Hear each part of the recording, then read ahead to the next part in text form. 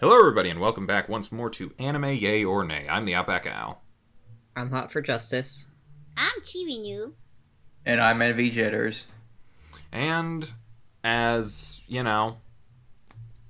remember from last week what we said we were going to watch. We watched Viva Pinata. Because Dan Green's in it. Because we're going green. This is a bad intro.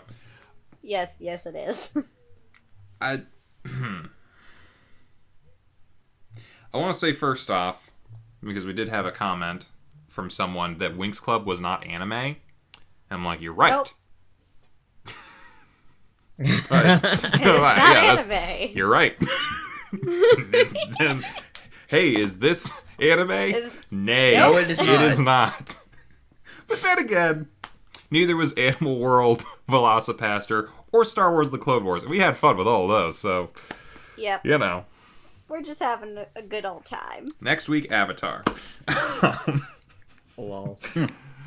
No, with that Dan Green's not in there. Though that could have improved. Yeah, I don't know that there's much of a way to improve that show. Anyway, this show, we're avoiding talking about this show. What is there to say about this show? Pain. Well, should I go or should you go? Hey, anyone who's got something to say, I mean, I do have something to say about it. go for it. It's definitely one of those shows where I do remember it being a thing. And the thing is, it's definitely not like a normal show that we watch on here because it's very much like an episodic kids TV show, kind of like SpongeBob, where like none of the 11-minute segments sort of intertwine really at all, other than like the characters are just there and they're doing weird shenanigans. Yeah. But yeah, it was not my favorite thing to watch, especially because I felt like I was almost kind of watching like an episodic kids show that I didn't really like. Yeah, And I didn't you really made grow up watching this anyway, so Yeah, you made the SpongeBob comparison, but, we have to point out SpongeBob was actually good. yeah, SpongeBob was good. This is It almost. not. I used to watch this show as a kid. Not this show, but like it almost felt like tone wise and energy wise and animation wise to the Barnyard TV show back in the day. Back at the Barnyard. I don't know if you guys ever saw that on Nickelodeon. I think I saw the movie, but I blocked out most of it. I'm aware of commercials for it, but I've only seen like a few episodes of that show, and even then, they're not very memorable. Yeah. Yeah, I like that's what it tone wise it felt like to me. Like just constant in your face. Something has to be on screen moving at once, and it's just like no time to breathe or anything like that. It just see, I disagree with you there because I feel like if it was the way you're describing it right now, I would have enjoyed it because I felt like nothing was happening almost. I see what you're saying, but it's both moving, but it's not really. Because you're right, they are trying to just put something on the screen and have it move and do stuff, but it's not moving quickly enough or in an interesting enough way to keep my attention the whole time. And Same. yeah, it's yeah, I felt the same way. And See, also, I had no idea this was a thing too. To tell you the truth, like I knew of the game, but I never knew that this was an actual show. See, when I was younger and I watched 4Kids, I would watch like air quotes this show, not like because I actually enjoyed it, but because it was just on and it was like background noise. And so I would have it on, and then sometimes I'd be like, "What the hell are these pinatas doing?" But as for the ones we watched, I thought the only one that really like held my attention was the one where Fergie was trying to like avoid being a party pinata. I do want to have something to say about that, more of a personal story, but you go ahead for whatever you're talking about real quick. Yeah, like the other episodes, I was kind of like, these are boring and it's very hard for me to pay attention to them. But that one, I was like, okay, this isn't so bad to watch. I don't And know also why. the yeah. fact that Hudson Horstachio, the whole reason why we watch this because of Dan Green, he doesn't show up until the very last segment. No, he does show up. He shows up Yeah. for one line in each of the previous episodes. Yeah. One line. Yeah. One motherfucking line.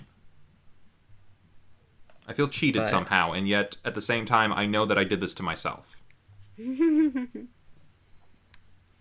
don't know. Yeah. Go on. No, I was about done. I was just saying that Yeah. that was like the most enjoyable episode for me out of the ones we watched, I think. In that regard, we might as well talk about these episodes and what Yeah. happened in them. Yeah. First episode, they try to make their garden grow with crocodile tears. They're not crocodile tears. And there's a hippo who is a terrible comedian, but the joke Yep. at the end is that his terrible jokes the crocodile really likes, and that's what makes him cry and gives him a really great garden. Cool. Yep. Done with that. Next episode is the one you were talking about, where he doesn't want to go to a party. So like apparently in this world, their whole purpose is to get beaten up by children and have Yep. the candy beaten out of them. So they have to eat a ton of candy to get big. So they get shot out of a cannon to go to parties. But then Yep. they recover, so it's all good. Yeah, they got stapled back together or something. But one of them doesn't guess. want to go. And I'm like, yeah, I totally get why you don't want to go. So Yeah. But he keeps Fergie eating, or so- whatever. yeah, eventually he eats so much he explodes. And Yep. then he can't go to the party. And he's like, yeah. But then the guy he ate all the candy from beats him up. Yep. Yep. Then there's one where a bear decides to become a beekeeper so he can have honey, but then there's too many bees, so he tries to push them back on the bee queen and teaches her how to be nice, and then the bee queen's nice. Then these guys are trying to find Sasquatch, but in this case a tunicorn, by planting a tree that has diamonds on it. Yep. But the hedgehog, fudge hog, whatever the hell he is, keeps Fudge eating hog. them, and he tells the bear Yep. to lie to the fox about it, and then they keep buying trees, and eventually they get caught, and oh, there's no such thing as tunicorns, but the tunicorns are real. And he's like, ha, there's no such thing as dragon pinatas. Then there's one where the fudge hog breaks his legs before a dance competition, has him replaced by chicken legs, and then the mechanic uses the fudge hog's legs to compete in the dance contest, and then but he loses because he can't do a split. Then there's a new horse in town, and Hudson Horstachio, Dan Green, the one we were looking for the whole time. There's a new horse in town who is taking all of his jobs, and there's a contest to see who's the best horse. And our trio of what I would call main characters sabotage the new horse so that old horse wins They the turn competition. him into like a They turn him into a striped- zebra. Yeah, they turned him into a purple striped zebra, so he can now no longer compete in the Horstachio competition. You know, I honestly thought that episode was going to be a little bit more clever than it actually was, because, like, at the start, Hudson Horstachio's character is tired of being famous all the time, and he wants to get away with his friend. So I thought that whole separate horse guy that's trying to take over him was going to be him in disguise. But no, it's just another horse. I think you give them a lot too much credit to that they would think of something like that. Well, that's what I was about to say. Maybe I gave him too much credit. I You mean, know. think of it this way: this is an episodic kids show, Yeah. Yeah. so We watched a show for 5-year-olds. Yep, that's what we did. I don't know what we were expecting. I mean, I don't think we were really expecting anything great. I think we were just going through Dan Green's filmography. Yeah. I'm surprised we haven't found something better. You know? But I don't know. We'll keep going through to see what happens. So all right. The thing I was talking about, you were bringing up that you enjoyed the thing where it's called Candiosity, where the Fergie got the trying to avoid the cannon. Yeah. When I was in high school, we had a video class, and like where they taught us, you know, script writing, using a camera, basic editing stuff, all that kind of thing. I really enjoyed those classes. At one point, we were told to write a short episode for an existing TV show. And one of my classmates wrote an episode of Viva Pinata. Oh. And it was just this episode, I'm realizing now. Really? They just straight up really? copied this episode. And no one called them on it because we were in No one high had school watched and it. no one had fucking seen it. And I'm like, you're kind of Wow. a fucking genius. Yeah, pick Weird something enough. so obscure that no one would ever I mean- basically say that they would have watched it. But here's the thing. It was coming out at the time that I was in high school. Really? Wow. But yeah, it's like here's the thing. Even if someone realized it, I'm realizing no one in that class was going to admit that they had watched Viva Pinata. that is a good point. Yes. Like, this that's what person I was a just fucking saying. genius who it's like, I'm not going to get caught because no one's seen it. And if I do get caught, they will not call me out at all. Yeah. Yeah. I'm like, how the fuck did I not think of that? Yeah. And we were talking about SpongeBob earlier. I actually had, like, in the same class, there was another guy who wrote an episode of SpongeBob that we were honestly telling him, I forget all the stuff that happened, but, like, we were honestly telling him, dude, send that to Nickelodeon because we actually want to see that as an episode. It'd be hilarious. I forget what the premise was, but it eventually... I'm going to tell you guys about it later because I'm really going to have to rack my brain to remember what everything happened in there, but it was hilarious. Probably way more entertaining than what we watched. Oh, 100%. Honestly, probably a bit more entertaining than the current SpongeBob episodes that are coming out. They're not coming out anymore. I thought like they were done with SpongeBob now. It's just reruns now. No, they're Well, still coming out. They're I guess still coming COVID out kind with of. new ones. Yeah. I thought Yeah. it got canceled.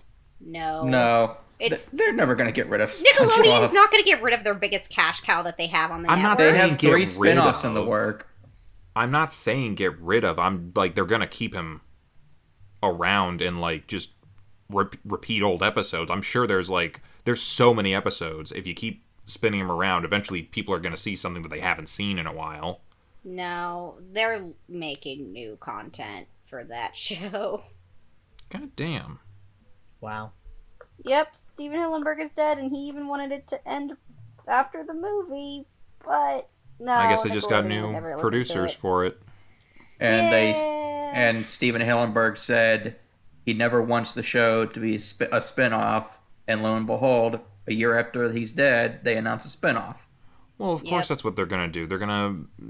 They have full creative control now. They're just gonna do whatever to use this cash cow thing. Yep. But this isn't about SpongeBob today. This is about Viva Pinata. For some fucking reason. I guess. I'd rather watch SpongeBob. I would Same. too. Oh. Maybe we should watch that. Just like watch all of SpongeBob. Binge everything like on a live stream and just... Well, at See least how the long first it- 3 seasons. No, everything. Non-stop.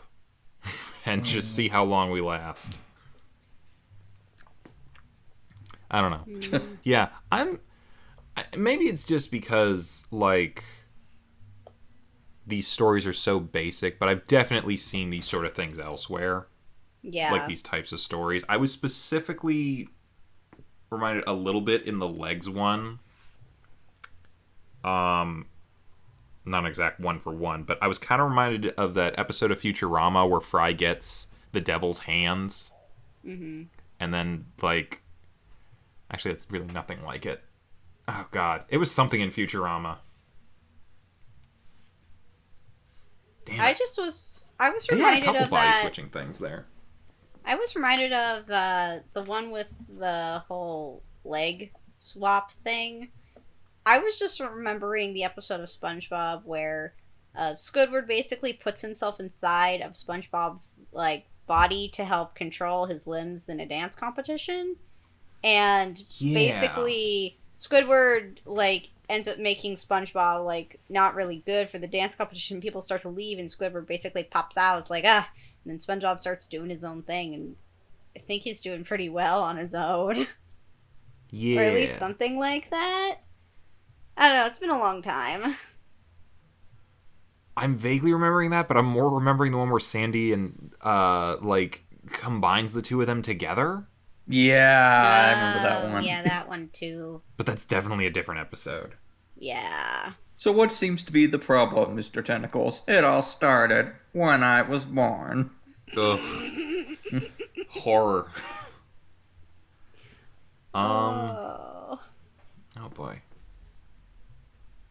Hmm. I'm trying to think. What did we think of Dan Green's performance? This is why we're here. I enjoyed him as the horse because, you know, it's Dan Green. I mean, yeah, I really did. I liked his, like, performance as Hudson Horstachio. Mm-hmm. Yeah, arguably the best character in Viva Pinata. Yes. I mean, Second I also best. didn't... Who's the best? No, I'm asking who's second best.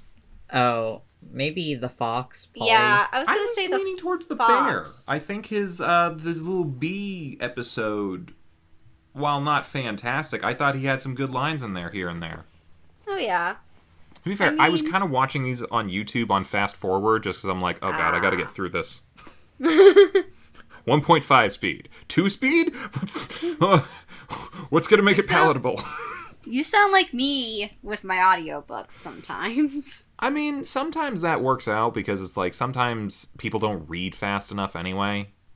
And it's like you can take in information a little bit faster. You might as well put it up to 1.2, 1.5. There have been times when I've put it up to 3 times speed. Really? Oh gosh. They must be some pretty slow Because- readers that you listen to.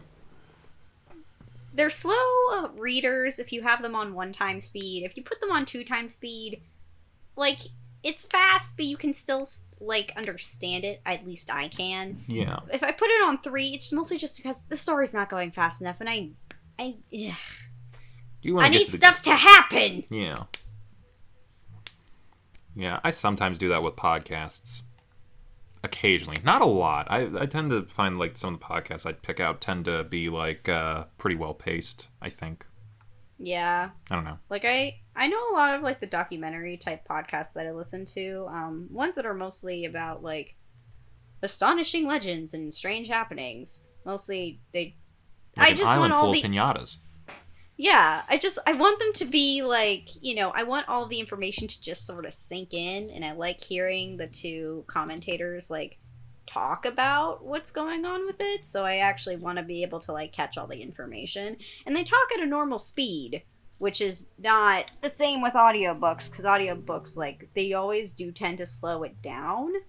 Yeah, I think they're trying to be a little more dramatic. Don't. It's not helpful.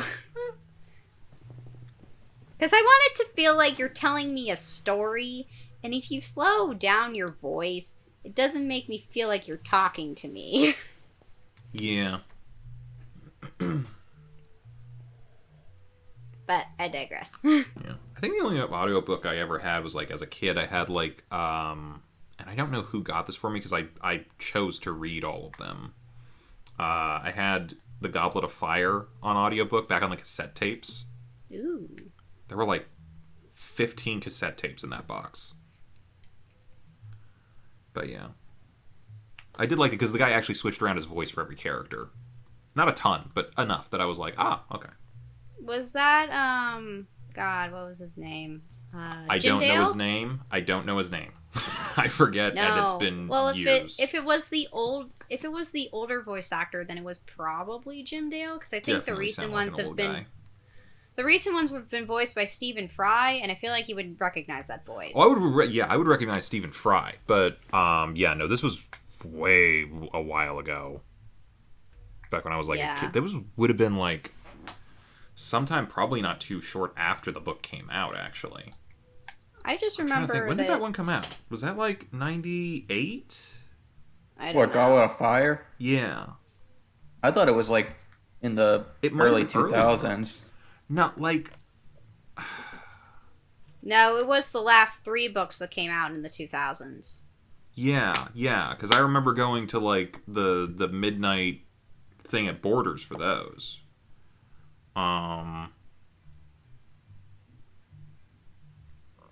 The sixth one came out in like 2005 to no, like 2005 or 2006. 2005, because I remember I was in elementary school at the time, and the new Harry Potter book had just come out. Yeah. And everyone was reading them because they were part of our AR program. Oh, right. I remember that. Yeah, Yeah, they were the 6th grade and up books because people were like, yeah, I'm going to read books beyond my age group. Yeah, I moved like early in middle school when we still had that program there. And I had already done all the Harry Potter books at like my previous school, but I hadn't done it at this school, so I was able to just like breeze through like 4 or 5 of them. Yeah. And just get a ton of points. And like I hit my point total or whatever early on, so I didn't have to worry about it. But yeah. Yeah, no, it would have been, yeah, it was probably like 98 or something that I had those cassette tapes. So Viva Pinata. We're talking about anything but the show.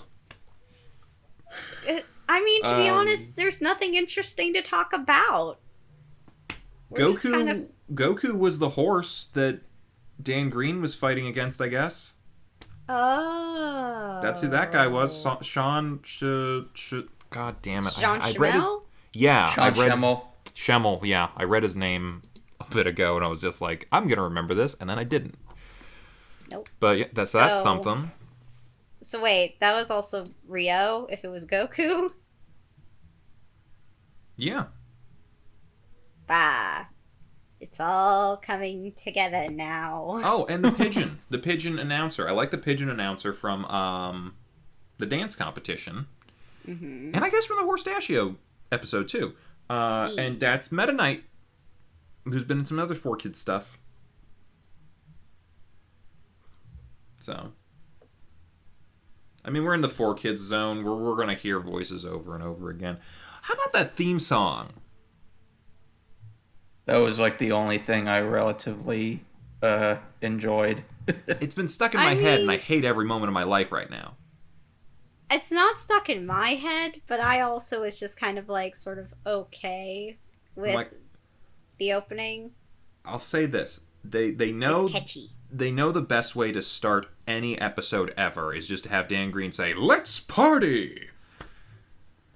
But after that, it all kind of goes downhill. Yeah. So, I was looking at the episode credits, and it says original concept by Rare. Rare's the video game company? Yeah. Yeah, Rare's the one who made the video game. Okay. I was just making sure because I'm like, I've never heard of that studio before. They made Donkey Kong Country back on the Super Nintendo, Banjo-Kazooie on the N64. They made Battletoads. They made a whole bunch of other Conker's Bad Fur Day. They made a bunch of other stuff. My God. Yeah, Rare was legendary back in the day. They made GoldenEye 007 on the N64. Yeah, Rare back in like the 90s was like top of their game. Not so much now, obviously. I'm trying to think. There's a couple of rarely ever hear of their name anymore. I mean, there's a couple TV shows that were also made off of some of those properties too, but I don't remember them ever being very good. Oh yeah, the Donkey Kong Country TV show, it's bad. It's bad. They were all CG too, weren't they? Oh yeah, the Donkey Kong show was especially bad with its CG. Although Donkey Kong's singing voice is really good. I mean, you expect the voice actors to be able to do some stuff like that anyway. I mean, it was a different voice actor for the singer, but... Oh, well, then of course, they would only hire them for that. I mean, that's why they will basically give big-name voice actors, like, the speaking roles, and then they'll give them someone else with a better singing voice to basically do any singing parts for them. Yeah. You hear that a lot in, like, some of the Disney Renaissance movies and that. Like, Jim Cummings was, like, always, like, taking over for certain people when it came to singing. Jim Cummings did the last portion of Be Prepared. Yeah, because Jeremy Irons blew out his voice. Yeah. Well, I mean, I don't think he was able to sing very much to begin with. No, but, like, they actually said in an interview that he literally, when he was recording, he blew out his voice. So literally, the part in the song where he goes, "Well, you don't get a sniff without me." That's when Jim Cummings took over. I will say that's Yeah. a very good line, and if he was going to blow out his voice for anything, I think that one might have been worth it. Yeah. I think he was also Rasputin in Anastasia. Yep. Yeah, he did that role. I do remember that because I I'm feel like, I'm forgetting one. He's been in so many for goddamn Jeremy Disney Irons stuff. or Jim Cummings? I mean, No, Jim he- Cummings. I mean, he replaces so many people sometimes. I mean, he is at least for the past 20 to 30 years, he's been the voice of Winnie the Pooh and Tigger, so. Yeah. Hang on, I'm going to Wikipedia. He was the singing voice for Kakata in Pocahontas.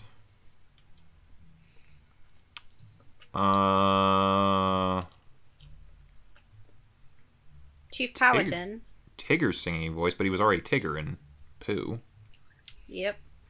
He was in Hunchback for a couple little roles.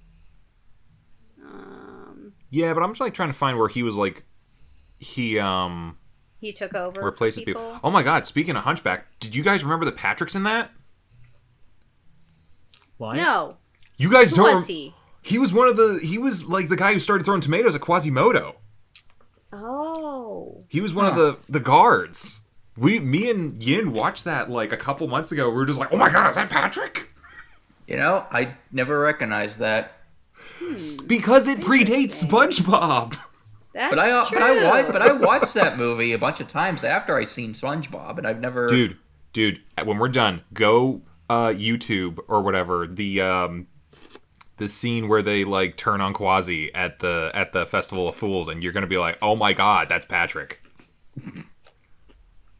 That's the dude from Coach. I honestly thought for Viva Pinata, the guy that was telling the bad jokes, I thought that was Patrick for the longest time, but then I looked it up and it was not It Patrick. sounds like him, but no, it's not.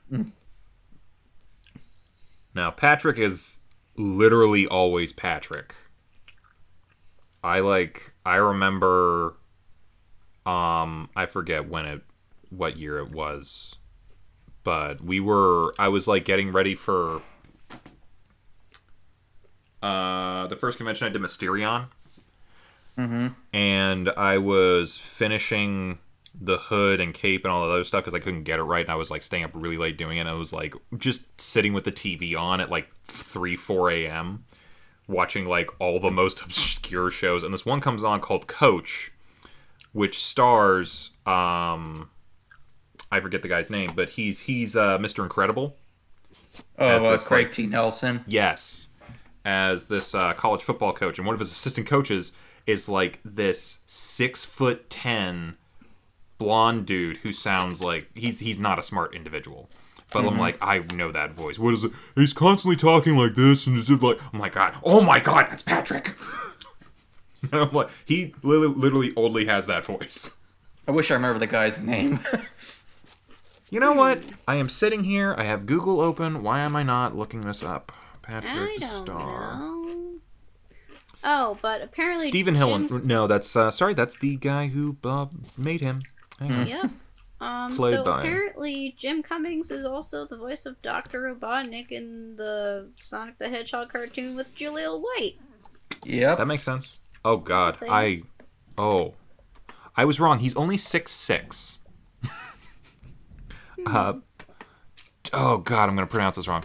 Bill Fagerbaki? Okay. Fagerbaki?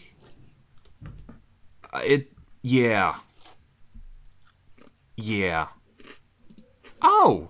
He was Marshall Erickson's dad in How I Met Your Mother. Yep. Seems like a good guy. Yeah. Ooh. What were we talking about? Viva Pinata? Yeah. Yes. Do we have That's what I had. anything to say about this show? No. Other I never- than it was just on the lower side of mediocre. Yeah, I mean, Wow. do I No, have I give to this ask a- what your guys' opinions are? Even for a kid show, I'd say this is a nay. This isn't the show I would watch as a kid. And I watched some definitely- stupid stuff as a kid. Yeah. I So would nays say all around. pretty much. Yeah. as Hudson Horstachio would say, nay! Yep. He didn't even say that. They didn't even give him that line. Nope. Maybe they gave him that line later on in the show, but as far as we've seen... I will heap one small bit of praise on it. I did enjoy the bear, and I thought he had some Scott energy, and I liked that. That's actually what I was thinking. I listened to that voice, I'm like, oh god, I'm getting Scott flashbacks. Yeah, I will give him that. I will give the show that and that much. Outside of that, skip it. Don't look back. There's no point. Yeah. Lols. Yeah. What a bit of a... had he been there more, maybe I'd be like, yeah, good for Dan Green. But, he feels a little wasted in this show. Which is weird, because he's listed, at least on the Wikipedia page, as the top character. Yeah. Right? So, what's going on? I don't know. I will... Also, I did enjoy the pigeon. I thought the announcer voice was pretty good. I don't know. Maybe we need to watch something with, some announcers and, Dan Green and... I don't know, some sort of form of competition. You know? Well... Okay, you got a young guy coming up with, I don't know, some kind of tournament. Where he has to beat a whole bunch of crazy people with some themes and each character's got a theme for whatever it is they use to fight against other people. Yeah. Mm-hmm. And God, there's a show like that, right? Yeah, it's on the tip of my tongue. Yeah. So. Something with Hang on. Back to the Wikipedia page. Something with a U in it. A U. It's a U sound. Yeah. Ultimate Muscle. Right. There you go. Ultimate Muscle, where he plays Buffalo Man. We're gonna watch the first 3 episodes of Ultimate Muscle next week. We'll see you guys. Bye-bye. Bye. Bye. Hey, thanks for watching, and if you haven't already, be sure to subscribe and ring the bell icon for notifications. If you enjoyed this video, give us a like, and feel free to check out some of our other gaming videos, our weekly podcast Anime Yay or Nay, or our parody series Madoka Magically Abridged. See you next time!